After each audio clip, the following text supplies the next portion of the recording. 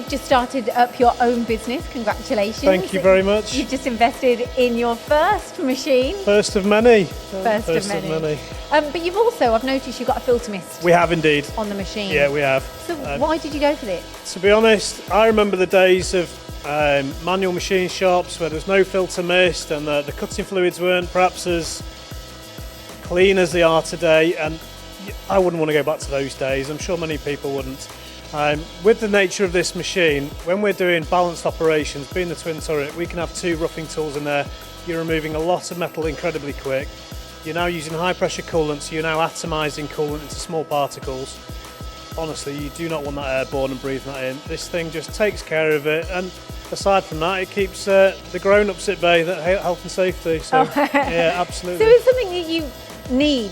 For me, I'd say need. I wouldn't buy a machine without one. If you haven't got one, strongly recommend, consider getting something. No one wants to be breathing that in. You know, when it's airborne, it's atomised particles.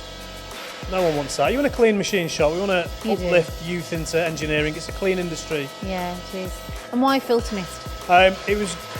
Price point was great. It came with a part of the machine package, so that was a real appeal.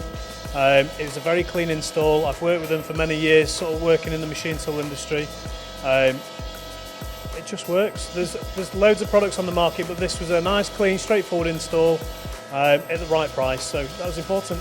And you've tailored it to suit yourself, haven't you? I have. So in this industry, I'm doing lots of small volume, low volume, batch work, repeat changeovers, possibly 2 to 3 on average sets a day, which means that my unit was running quite a lot of the time when the machine wasn't, whilst we were doing setups.